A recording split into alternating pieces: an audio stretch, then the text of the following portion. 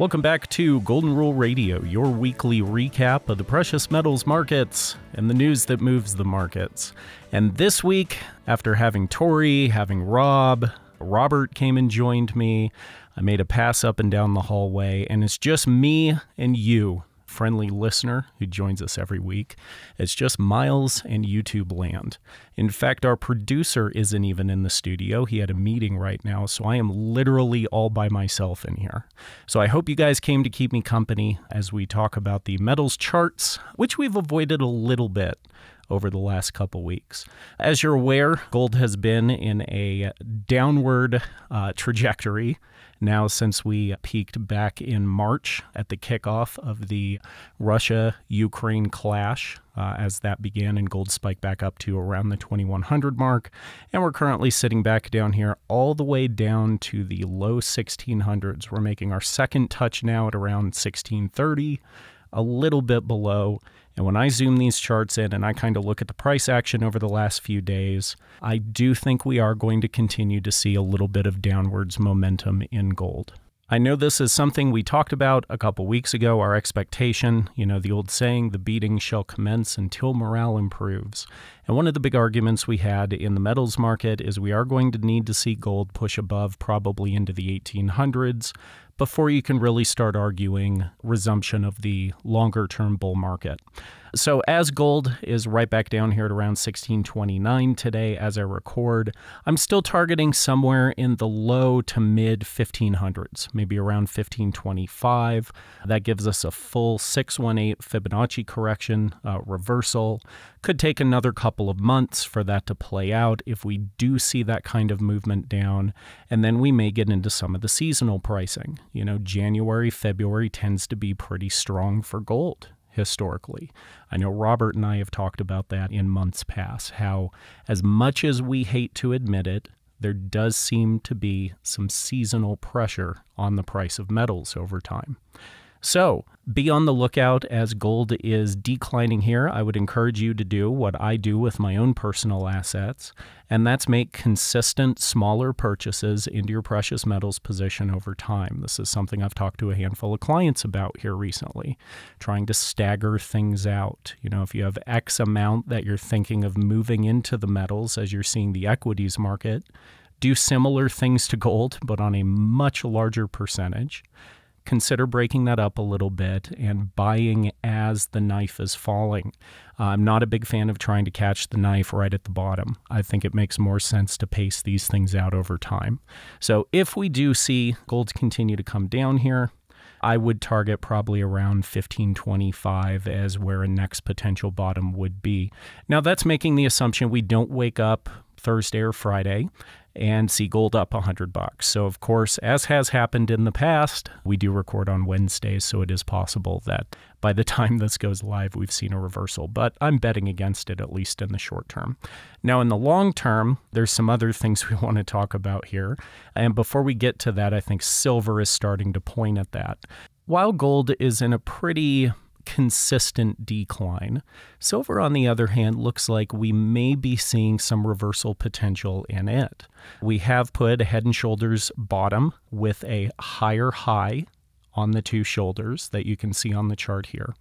And we could be seeing some reversal potential in silver, at least for the short term. So I would argue you need to see silver push up. With gold, it was 1800. With silver here, I think it's around 2250. And see gold push up above the previous high to start arguing that we are in a reversal and we are looking at going back up to that $30 mark on silver. Silver has had a deeper decline where gold's only retrenched about half of what it's come down. Silver has already come down to at 618 fib. So it is possible we could see silver start leading the charge here, at least short term, as these metals and when these metals decide to turn back up. So do keep a closer eye on silver. I know that silver physical product is expensive right now compared to the spot price. I think it's more likely that spot price climbs to meet with demand in the physical market versus the price of physical comes down to meet with the demand on the paper market side. The demand for physical silver still holds very strong, and anybody who has possibly tried to buy Canadian maple leafs here recently is aware that, say, that market has really heated up with the passing of the Queen and the expectation that we're going to have King Charles coins next year instead of Queen Elizabeth coins. So make sure you're working with an advisor like we have here at McElvany ICA. Give one of us a call, and we can talk you through some of the better options in silver, because you do want to be specific in how you're investing in the silver market. Not all silver is created equal right now, and the price tags are very clear on that. As has been the case for the last couple of months, as go the metals, so goes the equities market. And a lot of that is because of the dollar, as we've talked about. The equities market also continues their fall. The S&P off from over 4,800, sitting down at 36.95 now. Also continuing to fall. Now, unlike gold and silver, the equities have actually put in another lower low. So the equities have now lost about half of their growth since the COVID decline back in March and April of 2020. We had a big booming rise up on inflationary spending, as we've talked about, and the equities market has now lost about half of that. In fact, we're just barely above the pre-COVID 2020 highs. So I would expect to see the equities market continue to fall. We all know there's going to be a breaking point. At some point, the panic button's going to get hit. It's exactly what happened back in 2008. That's exactly what happens in almost every market rise and fall. You have base building, you have the initial growth period, and then eventually you have a breaking point where the emotion sets in. Emotion has not set in for the equities market yet on a global scale, or even on a domestic scale. So we are expecting the equities market to continue to fall. And when that panic button gets hit and people decide, I'd rather get liquid and lock in the losses I'm at now than risk locking in even further losses down the road, that's when you tend to see the transition over to safety net assets, and you have those big runs in things like gold. So this, of course, is a very specific pattern that we've seen regularly through the decades as the general public moves money around. Now, this is coupled with a much bigger thing that we haven't seen since the 80s, and that, of course, is the interest rate rises and the higher rates of inflation that has been pretty much the central talking point for our show for months now. Inflation rates still remain over 8%. The dollar continues to get stronger internationally. The dollar index continues to climb. The dollar index did put in a little bit of a high here recently, and we've been watching how it's rebounded. We have not seen any type of lower low. We have thus far had a lower high, recent high of about 113, just under 114, 113.87, which is a little bit below the previous high, but it's very likely you're going to see the dollar continue to at least test that previous slightly higher high and probably continue up from there. I think people are starting to liquidate assets. They are looking for at least short-term safety hedges. The bond market is starting to get some interest again. And as our listeners know, we've been talking about the inversion in the bond yield curve. So there's a great number of things right now that kind of aren't lining up with each other in a way that seems logical. But if you look at it from a larger picture standpoint, it does kind of make sense as the general consensus and mindset of the investor is starting to shift away from guaranteed, quote unquote, guaranteed real estate price increases, as well as guaranteed, quote unquote, guaranteed stock market increases over time, and starting to see that there are some cracks in those markets, the real estate market, the equities market, and starting to look at things like cash and bonds and eventually safety assets like gold as a hedge against other catastrophe. Now, not just here domestically, as we're seeing tons of realtors leave their jobs looking for other employment, as we're expecting housing market and starts and everything else in the housing industry begin to falter as interest rates rise. But I would encourage you, the listener, to continue to pay attention to the international news sources, especially shows like Stoic Finance or our weekly podcast that Kevin and David do, the McElvany Weekly Commentary, which we'll link link at the bottom here in the notes of this show, because yesterday on their show, they spoke heavily about Xi Jinping's recent speech to the Communist Party over in China as he's facing re-election over there. I know that the Western world has been focused on the Russia-Ukraine conflict, but so has the Eastern world. And I've been arguing for a long time how the West intervenes with Russia and Ukraine will determine what China decides to do when it comes to Taiwan. And Xi Jinping has recently come out and flat out said he has every expectation of reincorporating Taiwan entirely back into mainland China. It's maybe not worth going through the whole speech. It was about 2.5 hours long, but there's a number of news sources, including us, on the McElvaney Weekly Commentary that did go through some of the points of his discussion. So I started thinking, what does that actually mean in a modern world? Because maybe over here in the Western world, we don't think too much about the China-Taiwan issue outside of, some humanitarian concerns possibly. So I went and did a little research before the show today. And in case anyone's curious, China is actually the world's largest producer of semiconductors. They're responsible for about 25% of the world's semiconductors. Taiwan is a pretty close second at 21%. And then rounding out third place is South Korea at 19%.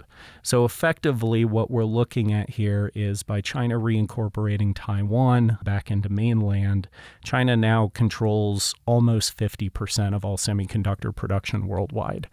And effectively, there should be some concern there about the monopolizing of the most common asset on the planet, computers and the ability to share digital information worldwide.